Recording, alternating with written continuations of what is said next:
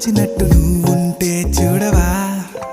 మంచువాన నన్ను ముంచనంట వాన విల్లు మీద ఇల్లు కట్టినెవ్వరంట